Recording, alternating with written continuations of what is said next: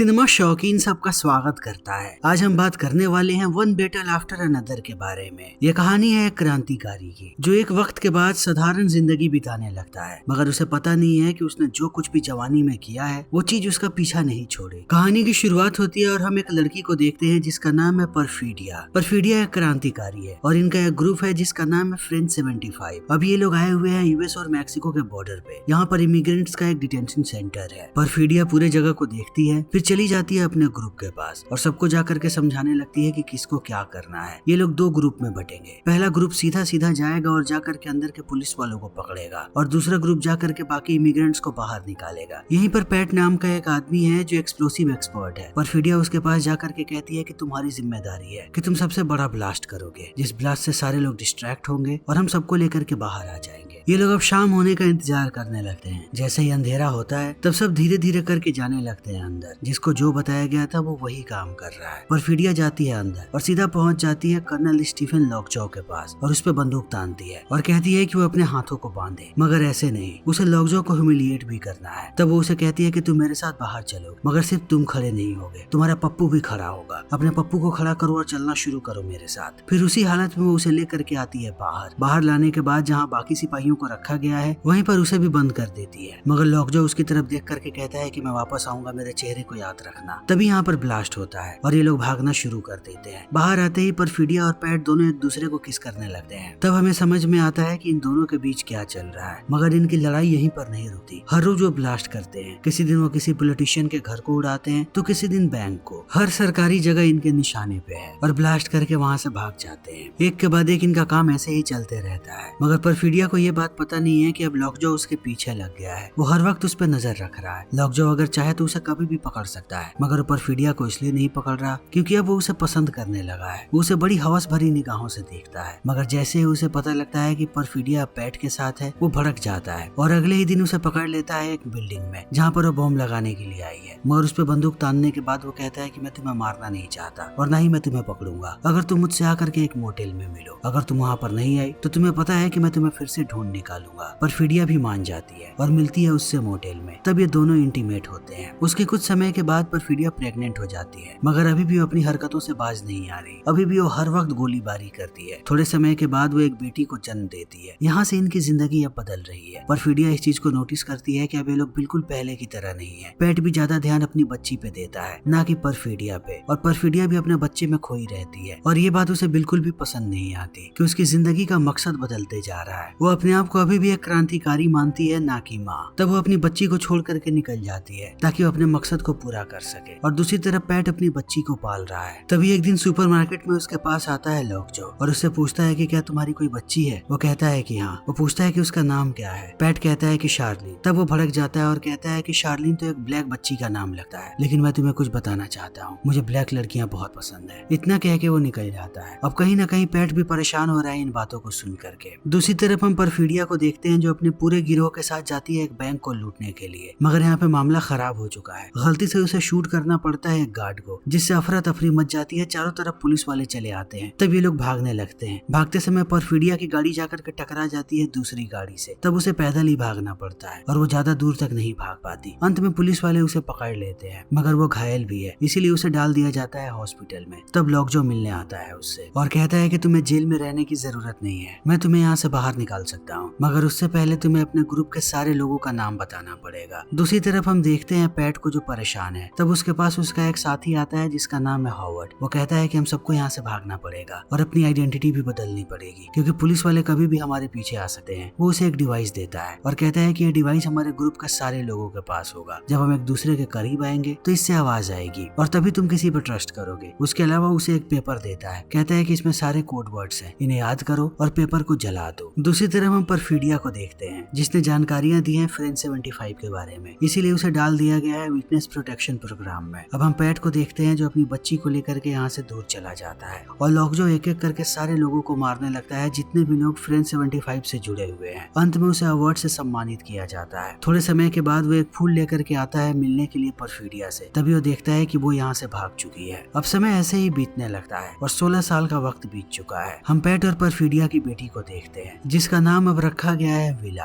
अभी वो कराटे की प्रैक्टिस कर रही है और उसका गुरु है सर्जियो। दूसरी तरफ हम पैट को देखते हैं जिसने अब अपना नाम बदल लिया है। अब से उसका नाम है बॉब फर्गसन। वो हमेशा ही नशे में धुत रहता है और अपनी दुनिया में खोया रहता है। दूसरी तरफ हम हॉवर्ड को देखते हैं जो अभी भी फ्रेंड 75 ग्रुप चला रहा है मगर सीक्रेटली। तभी एक दिन उसे अवंती नाम का एक आदमी पकड़ लेता है और लेकर के चला जाता है। कुछ बच्चे इस चीज को देखते हैं और तुरंत आकर के सबको इतला करते हैं कि हॉवर्ड को कुछ लोग उठा करके लेकर के गए हैं, यानी ये खतरे की घंटी हो सकती है। दूसरी तरफ हम लॉकजॉ को देखते हैं जो जाता है एक व्हाइट सुप्रीमेसिस्ट ग्रुप के पास जिसका नाम है क्रिसमस एडवेंचर क्लब। ये सारे वो लोग हैं जो व्हाइट लोगों के हक के लिए लड़ते हैं और उनका मानना है कि व्हाइट लोग हमेशा ऊपर हैं ब्लैक लोगों से। आज उन लोगों ने यहाँ पर इसलिए लॉकजॉ को बुलाया है क्योंकि उन्हें उस पर शक हो रहा है कि कभी उसका कोई संबंध था किसी ब्लैक लड़की के साथ, क्योंकि हमेशा से ही लॉकजॉ ने ब्लैक लड़कियों को पसंद किया है। वो उससे पूछताछ करते हैं मगर लॉकजॉ कहता है कि मेरा कभी किसी भी लड़की से संबंध नहीं था। दूसरी तरफ हॉवर्ड से ये लोग पूछताछ कर रहे होते हैं उसे टॉर्चर करके, मगर वो कुछ नहीं बताता। तब ये लोग कहते हैं कि टॉर्चर होने की बारी अब तुम्हारी बीबी और तुम्हारी बहन की है, वरना हमें बताओ कि बेबी शार्लिन कहाँ पे है। तब हॉवर्ड को ना चाहते हुए भी जानकारी देनी पड़ती है और ये जानकारी सीधा पहुंचती है लॉकजॉ के पास। वो अपने सारे आदमियों को इकट्ठा करता है और कहता है कि हमारे टारगेट पे 2 लोग हैं जिनका नाम है विला फर्गसन और बॉब फर्गसन। अब वो अपनी पूरी टीम को लेकर के आ जाता है शहर में। दूसरी तरफ हम विला को देखते हैं जो अपने पिता से परेशान है क्योंकि वो अजीबोगरीब हरकतें करते रहता है। वो हर वक्त नशे में होता है। वो कहती है कि मैं अपने दोस्तों के साथ डांस पार्टी में जा रही हूँ। तब वो उसके दोस्तों से भी बदतमीजी करता है और विला यहाँ से निकल जाती है। जैसे ही वो स्कूल में पहुंचती है उसके पास रखा हुआ डिवाइस बजने लगता है जो उसके पिता ने उसे दिया है कि फ्रेंड 75 का अगर कोई भी उसके करीब आएगा तो ये डिवाइस बजेगा और तभी विला को ट्रस्ट करना है उस पे। विला के सामने एक औरत है जिसका नाम है डिएंड्रा। वो कहती है कि मैं तुम्हारे माता पिता को जानती हूँ, अभी तुम लोगों पे एक खतरा आने वाला है, मेरे साथ चलो यहाँ से। तो विला उसके साथ निकल जाती है। दूसरी तरफ हम पैट को देखते हैं जो अभी भी नशे में है। तभी फ्रेंड 75 वाले उसके पास कॉल करते हैं और कोड पूछते हैं मगर वो इतने नशे में है कि वो उल जुलूल बातें करता है। तब वो लोग बताते हैं कि लॉकजॉ तुम्हारे पास आ रहा है, हमने पहले ही विला को सेफ रखा हुआ है, अब बारी तुम्हारी है, वहाँ से भागो। तब पैट को समझ में आता है कि ये मामला कितना सीरियस है। वो लोग कहते हैं कि हमसे आकर के रोंडेव्यू पॉइंट पर मिलो, मगर पैट को याद नहीं है कि ये जगह कहाँ पे है। तभी लॉकजॉ यहाँ पे आ जाता है। सबसे पहले वो तोड़ता है दरवाजे को। अंदर आने के बाद ये लोग देखते हैं कि यहाँ पर एक सीक्रेट टनल था और उसी टनल की मदद से बाहर निकलने की कोशिश कर रहा है पैट। तब वो लोग इसमें ग्रेनेड छोड़ते हैं मगर किसी तरीके से यहाँ से पैट बाहर निकल जाता है अपनी सांस रोक करके, मगर स्मोक ग्रेनेड उसकी आंखों में जा चुका है। वो तुरंत भाग करके जाता है एक पब्लिक टॉयलेट में और अपनी आंखों को धोता है। उसे किसी भी तरीके से रोंडेव्यू पॉइंट पर पहुंचना है मगर उसे पता नहीं है कि वो जगह कहाँ पे है। उसका फोन भी चार्ज नहीं है। वो एक पब्लिक फोन का इस्तेमाल करके कॉल करता है फ्रेंड 75 के सीक्रेट ऑफिस में, मगर वो लोग बार बार उससे कोड पूछते हैं पर उसे कोड याद नहीं और बिना कोड के वो उसे लोकेशन नहीं बताते। तब यहाँ से निकल करके पैट सीधा जाता है सर्जियो के पास और उसके घर के अंदर घुस जाता है ताकि अपने फोन को चार्ज कर सके। सर्जियो जानता है कि शहर में क्या हो रहा है। वो बताता है कि पुलिस वाले हर एक जगह पे रेड मार रहे हैं। एक एक करके पुलिस वाले रेड मारते हैं और अंत में वो पूछताछ करना शुरू कर देते हैं विला के दोस्तों से। वो सब एक ही सवाल पूछ रहे होते हैं कि क्या विला को कोई जानता है और क्या उसके पास फोन है। सारे मना कर देते हैं। वहीं दूसरी तरफ हम देखते हैं कि सर्जियो और पैट यहाँ से निकलने की कोशिश कर रहे हैं। सर्जियो पैट से पूछता है कि विला कहाँ पे है। वो कहता है कि विला सुरक्षित है, वो मेरे ग्रुप के लोगों के पास है जिनके साथ मैं पहले काम किया करता था। उसके साथ साथ वो बता देता है कि वो क्रांतिकारियों के ग्रुप में हुआ करता था कभी। सर्जियो इस बात को समझ सकता है क्योंकि वो भी अपना एक लोकल ग्रुप चलाता है इस शहर में। वो कहता है कि तुम्हें कैसे पता कि विला सुरक्षित है, उसके पास कॉल करो। पैट कहता है उसके पास फोन नहीं है, फोन हमेशा से ही रिस्की चीज था इसीलिए मैंने नहीं दिया उसे फोन। तब सर्जियो कहता है कि तुम्हें ये बात पता होनी चाहिए, उसके पास फोन है। दूसरी तरफ हम डिएंड्रा को देखते हैं जो बात करती है विला से और उसे कहती है कि तुम्हें पता है लॉकजॉ कौन है। विला कहती है कि हाँ, उसके फादर ने उसे बताया था कि लॉकजॉ वही आदमी है जिसने ग्रुप के ज्यादातर लोगों को मारा और उसकी माँ को भी। इसी बीच पैट और सर्जियो पहुंचते हैं एक दुकान में ताकि पैट अपने फोन को चार्ज कर सके, लेकिन पूरे शहर में अफरा तफरी का माहौल है, हर तरफ भागा दौड़ी मचा हुआ है। अब सर्जियो पैट को लेकर के जाता है अपने सीक्रेट लोकेशन पे जहाँ पर बहुत सारे इमिग्रेंट्स हैं। सर्जियो सबको कहता है कि सबको यहाँ से निकलना पड़ेगा। इसी बीच पैट अपना फोन चार्ज कर लेता है और सीधा कॉल करता है फ्रेंड 75 में, मगर बार बार वो लोग वही सवाल पूछ रहे हैं कि कोड क्या है। तब पैट उन्हें गालियां बकने लगता है और कहता है कि अपने सीनियर से मेरी बात करवाओ। जैसे ही सीनियर से बात होती है, सीनियर पहचान जाता है पैट को कुछ पर्सनल सवाल पूछने के बाद। फिर वो बगल वाले आदमी को कहता है कि अभी के अभी पैट को लोकेशन बताओ कि रोंडेवू पॉइंट कहाँ पे है। अब पैट के पास लोकेशन है मगर वो यहाँ से दूर है। तभी पुलिस वाले यहाँ पे पहुंच जाते हैं और ये लोग नीचे का एक टनल खोलते हैं ताकि सारे के सारे इमिग्रेंट्स यहाँ से भाग सकें। फिर सर्जियो जाता है पैट के पास, उसे एक बंदूक देता है और कहता है कि मेरे स्टूडेंट तुम्हें बाहर छोड़ देंगे। पैट उसका शुक्रिया अदा करता है और उसके स्टूडेंट उसे लेकर के निकल जाते हैं। दूसरी तरफ हम देखते हैं कि पुलिस वाले सारे के सारे स्टूडेंट्स को अरेस्ट करने वाले हैं। तब एक आदमी बता देता है कि विला के पास एक फोन है और वो नंबर भी बता देता है। तुरंत ये लोग फोन नंबर पे कॉल करते हैं। जैसे ही फोन बजता है डिएंड्रा भड़क जाती है और विला को कहती है कि तुमने मुझे पहले क्यों नहीं बताया कि तुम्हारे पास फोन है। वो फोन को तुरंत फेंक देती है बाहर, लेकिन अब इस बारे में लॉकजॉ को पता है। उसे लास्ट लोकेशन मिल जाती है। वो निकल पड़ता है अपने आदमियों के साथ। दूसरी तरफ हम पैट को देखते हैं जो सर्जियो के स्टूडेंट्स के साथ भाग रहा है। स्टूडेंट एक छत से दूसरे छत पे कूदते रहते हैं, मगर एक जगह पैट नहीं कूद पाता और वो सीधा गिरता है एक पेड़ के ऊपर। लेकिन जमीन पे गिरने के बाद भी वो भागने लगता है। तभी पुलिस वाले टेजर से उसे बेहोश कर देते हैं क्योंकि उन्हें लगता है कि ये कोई प्रोटेस्टर है। सीधा स्टूडेंट ये बात बता देते हैं सर्जियो को। दूसरी तरफ विला पहुंच जाती है लोकेशन पे। इस लोकेशन को कहते हैं सिस्टर वीवर्स। यहाँ की मुखिया आती है विला के पास जिसका नाम है रोशेल और विला को कहती है कि तुम्हारी माँ ने हम सबको धोखा दिया था, वो धोखेबाज थी, इसीलिए हम लोगों को तुम पे नजर रखनी पड़ेगी कि कहीं तुम भी तो हमें धोखा नहीं दोगी। तभी हम टीम नाम के आदमी को देखते हैं जिसे इमरजेंसी मीटिंग के लिए बुलाया जाता है। ये सारे लोग क्रिसमस एडवेंचर के लिए काम करते हैं। यहाँ पर बात होती है लॉकजॉ की। इन्हें सीक्रेट खबर मिली है कि लॉकजॉ की एक बेटी है जो एक ब्लैक लड़की से पैदा हुई थी जिसका नाम है परफीडिया। और अगर ये सच है तो ये सबसे बड़ा गुनाह है कि एक व्हाइट आदमी संबंध बनाए एक ब्लैक लड़की के साथ। टीम कहता है कि लॉकजॉ अभी कहाँ पे है। ये लोग बताते हैं कि वो शहर में गया हुआ है और हर तरफ दंगे करवा रहा है। वो शायद अपनी बेटी की तलाश में है ताकि हमसे पहले वो अपनी बेटी को मार दे और सारा माजरा खत्म हो जाए। मगर ये माजरा खत्म नहीं होने वाला। इस आदमी ने परफीडिया को अरेस्ट किया, उसे विटनेस प्रोटेक्शन प्रोग्राम में डलवाया और उससे एक बेटी भी पैदा की। वो टीम को कहते हैं कि वो लोग लॉकजॉ को ढूंढे और मार दे। टीम भी इस बात को समझ जाता है और निकल पड़ता है लॉकजॉ को ढूंढने के लिए। दूसरी तरफ हम विला को देखते हैं जो यहाँ पर गोलियां चला रही है और प्रैक्टिस कर रही है और उसे ये बात परेशान कर रही है कि उसके माँ को सब धोखेबाज समझते हैं। तभी हम पैट को देखते हैं जो पुलिस वालों की हिरासत में है। वो ऐसे बिहेव करता है जैसे वो नशे में धुत हो। थोड़ी देर के बाद उसके पास एक नर्स आती है और उसके असली नाम से उसे बुलाती है। फिर कहती है कि मुझे लगता है तुमने अपना इंसुलिन इंजेक्शन नहीं लिया है। तब पैट इस बात को समझ जाता है कि ये उसकी मदद करना चाहती है। वो कहता है कि हाँ नहीं लिया। तब उसे लेकर के जाया जाता है हॉस्पिटल में। वहाँ पर नर्स उसकी हथकड़ी खोलती है और बता देती है कि उसे कहाँ से भागना है। दूसरी तरफ लॉकजॉ उस लोकेशन पे पहुंचता है जहाँ पर फोन टूटा था विलिया का, मगर उसे कुछ भी यहाँ पर नजर नहीं आता। वो आसपास के लोगों से पता करता है कि अगल बगल में कोई चीज है। तब लोग बताते हैं कि बगल में ही एक फार्म है, मगर वहाँ पर सिर्फ नन्स रहती हैं। इस बात को सुनने के बाद कहीं ना कहीं लॉकजॉ को भी अनयूजुअल लगता है कि कुछ ना कुछ तो गड़बड़ है। वो तुरंत अपने आदमियों को लेकर के पहुंच जाता है वहाँ पे। वो सारे नन्स को गिरफ्तार करते हैं और विलिया को ले जा करके पटक देते हैं लॉकजॉ के सामने। लॉकजॉ सबको बाहर भेज देता है, फिर एक मशीन निकालता है ताकि वो डीएनए टेस्ट कर सके और समझ सके कि विला उसी की बेटी है या फिर उसकी बेटी नहीं है। वो उसके माउथ से सैंपल लेता है और अपने माउथ का सैंपल भी डालता है। फिर विला को कहता है कि अगर इसमें पता लगा कि तुम मेरी बेटी नहीं हो तब तुम आजाद हो जाने के लिए, मगर ऐसा हुआ कि तुम मेरी बेटी हो तब फिर दिक्कत है। इन बातों को सुनने के बाद विला कहती है कि चाहे रिजल्ट कुछ भी हो तुम मेरे पिता नहीं हो सकते, ऑलरेडी मेरे एक पिता है। बहुत देर तक इनके बीच आर्गुमेंट होते रहता है। तभी रिजल्ट आ जाता है। रिजल्ट को देखने के बाद ये दोनों चौंके हुए हैं क्योंकि लॉकजॉ ही असली पिता है विला का। दूसरी तरफ हम देखते हैं सर्जियो लेकर के आ रहा है पैट को और रास्ते में पैट को कहते हैं कि गाड़ी से कूद जाओ, पुलिस वाले हमारे पीछे आ रहे हैं। और पैट कूद जाता है। अब सारे के सारे पुलिस वाले सर्जियो के पीछे हैं। पैट के पास एक बंदूक है जिसे लेकर के वो एक गाड़ी चुराता है और आने लगता है हिल की तरफ। थोड़ी देर के बाद हिल पे पहुंचने के बाद वो देखता है कि यहाँ पर लॉकजॉ पहले ही आ चुका है और उसके पास विला है। वो विला को गाड़ी में बैठाने लगता है। पैट अपनी पूरी कोशिश करता है कि वो निशाना लगाए, मगर उसका निशाना चूक जाता है। लॉकजॉ अब गाड़ी लेकर के निकल चुका है और बाकी सारे लोग गोलियां चला रहे हैं पैट पे। तब पैट बच करके बैठता है अपनी गाड़ी में और पीछा करना शुरू कर देता है लॉकजॉ का। लेकिन लॉकजॉ अब सीधा पहुंचता है एक बाउंटी हंटर के पास जिसका नाम है अवंती और उसे कहता है कि इस लड़की को मार दो। अवंती कहता है कि इस लड़की की उम्र कम है, मैं बच्चों को नहीं मारता। तब वो भड़क जाता है और कहता है कि मेरा एक काम करो, बगल में ही एक मिलिशिया ग्रुप है, उनके पास इसे लेकर के जाओ, वो लोग इसे मार देंगे। तब अवंती मान जाता है। वो लोग खींच करके बैठाते हैं विला को गाड़ी में और लेकर के जाने लगते हैं यहाँ से। लॉकजॉ अपने रास्ते निकल जाता है और अवंती अपने रास्ते निकल जाता है। दूसरी तरफ हम पैट को देखते हैं जो हर तरफ लोकेशन पूछ रहा है लॉकजॉ के कार की ताकि उसका पीछा कर सके। उसे एक लीड मिलती है और वो फिर से चलने लगता है। तभी हम लॉकजॉ को देखते हैं जिसके बगल में एक गाड़ी आती है। बगल की गाड़ी में टिम बैठा हुआ है। वो शीशा नीचे करने के लिए कहता है लॉकजॉ को। जैसे ही वो शीशा नीचे करता है वो उस पर गोली चला देता है। गोली लगते ही लॉकजॉ की कार आकर के गिरती है नीचे। टिम अपनी गाड़ी से बाहर आता है और चेक करता है कि लॉकजॉ मरा या नहीं, फिर वो निकल जाता है। दूसरी तरफ अवंती विला को लेकर के आता है मिलिशिया ग्रुप के पास और उन्हें बताता है कि लॉकजॉ ने भेजा है इस लड़की को और वो जाकर के बैठ जाता है अपनी गाड़ी में। तभी हम देखते हैं कि पैट चला आया हुआ है लॉकजॉ के कार के पास। वो देखता है कि लॉकजॉ बहुत ही बुरी तरीके से घायल है और वो मरने ही वाला है। वो पीछे देखता है और चारों तरफ देखता है कि कहीं उसे नजर आए उसकी बेटी, मगर विला कहीं नजर नहीं आती। तब वो निकल पड़ता है उसे ढूंढने के लिए। दूसरी तरफ हम अवंती को देखते हैं जो गाड़ी में बैठा हुआ है। तभी यहाँ पर कुछ लोग आते हैं। अवंती समझ जाता है कि वो लोग मार देंगे विला को और वो नहीं चाहता कि एक बच्ची मारी जाए। तब वो अपनी बंदूक निकालता है और जाकर के विला के हाथों को खोल देता है जिसे उसने कुर्सी से बांध करके रखा था। फिर एक एक करके सब सबको मारना शुरू कर देता है। इस चीज का फायदा उठा करके विला भाग करके आती है बाहर और कार में बैठ जाती है। मगर कार में बैठने के बाद वो देखती है कि कार की चाबी अभी भी अवंती के पास है। उसे एक बंदूक भी नजर आती है जिसे उठा करके वो जाती है घर के अंदर। वो देखती है कि सारे लोग मारे जा चुके हैं, यहाँ तक कि अवंती भी। तब वो उसकी जेब से चाबी निकालती है और कार लेकर के निकल पड़ती है यहाँ से भागने के लिए। थोड़ा आगे जाने के बाद वो देखती है कि एक कार उसका पीछा कर रही है और हम देखते हैं कि इस कार में टिम है जो मारने के लिए आया हुआ है विला को। थोड़ी देर भागने के बाद वो कार को रोकती है ब्लाइंड स्पॉट पे। तभी पीछे से आकर के टिम की कार टकरा जाती है। टिम घायल हालत में बाहर आता है और विला को कहता है कि वो बाहर है। तब विला कोड पूछती है मगर टिम को कुछ भी समझ में नहीं आता। विला समझ जाती है कि ये दुश्मन है। वो सीधा उसके भेजे में गोली मारती है। तभी हम देखते हैं कि पैट को भी ये कार दिखती है। वो अपनी कार रोकता है और बाहर आकर के ढूंढने लगता है विला को, मगर विला बहुत ही बुरी तरीके से डरी हुई है। वो अभी भी कोड के बारे में पूछती है। पैट उसे देखता है और कोड बोलता है बार बार और कहता है कि मैं तुम्हारा पिता हूँ। अपने पिता को देखने के बाद वो राहत की सांस लेती है। पैट उसे गले से लगाता है और लेकर के निकल जाता है यहाँ से। मगर विला को भी ये बात पता है कि जो आदमी उसे अब तक पाल रहा था वो उसका असली पिता नहीं है। तभी हमें पता लगता है कि लॉकजॉ अभी भी जिंदा है। उसके पूरे चेहरे पे खून लगा हुआ है, मगर वो इसी हालत में पहुंच जाता है हॉस्पिटल। और कुछ महीनों के बाद हम उसे देखते हैं क्रिसमस एडवेंचर क्लब के सामने। उससे पूछताछ हो रहा होता है कि तुम बताओ तुम्हारा क्या रिश्ता था परफिडिया के साथ और क्या तुम्हारी कोई बच्ची है उसके साथ। तब लॉकजॉ कहता है कि मैं एक सिपाही हूँ, बहुत बार मैंने जंग जीती और कुछ बार मैं दुश्मनों के द्वारा पकड़ा भी गया। एक बार ब्लैक लोगों ने मुझे पकड़ लिया था, तब परफिडिया ने मेरे साथ जबरदस्ती की और उसने मेरा बलात्कार किया। ये लोग कहते हैं कि आखिर ब्लैक लोग ऐसा क्यों करेंगे। तब लॉकजॉ कहता है कि शायद उन्हें मेरा बच्चा चाहिए था जो मेरी तरह समझदार हो और मेरी तरह स्ट्रॉन्ग हो। थोड़ी देर ये लोग इन बातों को सुनते हैं और लॉकजॉ को लेकर के जाते हैं दूसरे कमरे में और बताते हैं कि अब से तुम परमानेंट मेंबर हो हमारे, ये ऑफिस तुम्हारा है। वो अंदर आकर के बैठ जाता है। वो आदमी दरवाजा बंद करके निकलता है यहाँ से। लॉकजॉ बहुत ही ज्यादा खुश है। तभी वो देखता है कि गैस निकलना शुरू हो चुका है और ये जहरीला गैस है। देखते ही देखते लॉकजॉ की मौत हो जाती है। तब कुछ लोग आते हैं और उसकी लाश को लेकर के जाते हैं जलाने के लिए। क्रिसमस एडवेंचर क्लब वालों को पूरी सच्चाई पता है, मगर उन्हें शक था कि लॉकजॉ ही वो आदमी है जिसने परफिडिया को भगाया था। ये भी इस सच्चाई को जानते हैं कि परफिडिया अभी भी जिंदा है और दुनिया के किसी कोने में है, मगर ये लोग उसके पीछे अब नहीं जाना चाहते। मगर वो लॉकजॉ को माफ भी नहीं करना चाहते थे। उसे मारने के बाद वो लोग जला देते हैं ताकि उसका नामो निशान मिट जाए। दूसरी तरफ हम देखते हैं पैट को जो विला को पूरी सच्चाई बताता है और कहता है कि तुम्हारी माँ अभी भी जिंदा है। उसने तुम्हारे लिए एक लेटर भेजा था, मैं सही समय का इंतजार कर रहा था ताकि तुम्हें दे सकूं। विला उस लेटर को पढ़ती है जिसमें परफिडिया ने लिखा है कि मैं तुमसे माफी मांगना चाहती हूँ कि मैं तुम्हारी देखभाल नहीं कर पाई। जब मैं जवान थी तब मैं दुनिया को बदलने की कोशिश कर रही थी, लेकिन अब मैं कमजोर हूँ। तब मैं दुनिया को एक बेहतर जगह बनाने की कोशिश कर रही हूँ। जल्दी ही वो समय आएगा जब मैं तुमसे मिलूंगी। इन चीजों को पढ़ने के बाद विला आकर के गले से लगा लेती है पैट को। कुछ समय के बाद हम देखते हैं कि इन दोनों के पास अब मोबाइल फोन भी है और परफिडिया पैट को सिखा रही है कि आखिर फोन का इस्तेमाल कैसे किया जाता है। कुछ समय के बाद इनके घर का रेडियो बजता है जिससे पता लगता है कि एक प्रोटेस्ट हो रहा है ऑकलैंड में और विला वहाँ पे जाना चाहती है। पैट भी उसे नहीं रोकता और विला निकल जाती है, यानी वो भी अपनी माँ के नक्शे कदम पे चल रही है। वो भी सच्चाई के लिए लड़े। फिर इसी के साथ ये फिल्म यहीं पर खत्म हो जाती है। तो दोस्तों, अगर आपको हमारी ये वीडियो पसंद आई हो तो इसे लाइक करें, शेयर करें और चैनल को सब्सक्राइब करें। Thank you.